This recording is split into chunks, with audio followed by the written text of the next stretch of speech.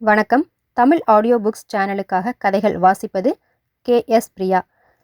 அறிவு கதைகள் 100. கதை 8. வீண் பேச்சு. புதிதாக திருமணம் செய்து கொண்ட கணவனும் மனைவியும் ஒரு வேளையும் இல்லாத போது வீண் பேச்சுகளை பேசிக் கொண்டிருந்தனர். கணவன் சொன்னான், நான் நாள்தோறும் பால் குடிக்க வேண்டும் என்று. மனைவி சொன்னால், நல்ல யோசனை, ஒரு பசு வாங்கிவிடுங்கள். அதற்கு கணவர் சொன்னார், நேற்றே ஒரு பசுமாட்டை பார்த்து வந்தேன், நாளைய தினம் போய் வாங்கிவிடுவேன்.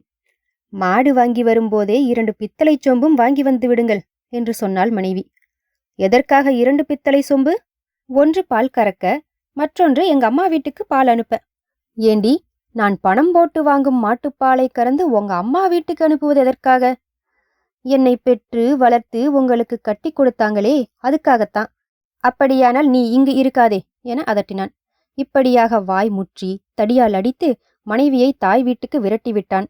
அவளும் அங்கு போய் பல மாதங்கள் ஆயிற்று. இருவருமே தங்கள் தவறுகளை உணரும் காலம் நெருங்கியது. மனைவியோடு பிறந்தவன் ஒரு நாள் மைத்துனனிடம் வந்து, அத்தான், நீங்கள் வாங்கிய மாடு எங்கள் வீட்டுக்கு வந்து வைக்கோலை மேய்ந்து கொண்டிருக்கிறதே என்றான். அதற்கு மைத்துனன், நான் மாடும் வாங்கவில்லை, பாலும் கறக்கவில்லை, வேலையில்லாத போது வீணுக்கு பேசிய பேச்சு அது என்று கூறி மனைவியை அழைத்து வந்து குடும்பத்தை நடத்தினான். இல்லறம் நடத்துவோர் இம்மாதிரி வேலையொன்றும் இல்லாத போது வீண் பேச்சுகளை பேசி தொல்லைகளை விளைவித்துக் கொள்ளாமல் இருப்பது நல்லது. இந்த மாதிரி கதை உங்களுக்கு பிடிச்சிருக்கும்னு நினைக்கிறேன். இந்த மாதிரி கதைகளை தொடர்ந்து கேட்க நீங்க தமிழ் ஆடியோ புக்ஸ் சேனலை மறக்காம சப்ஸ்கிரைப் பண்ணுங்க. உங்க ஃப்ரெண்ட்ஸோட ஷேர் பண்ணுங்க.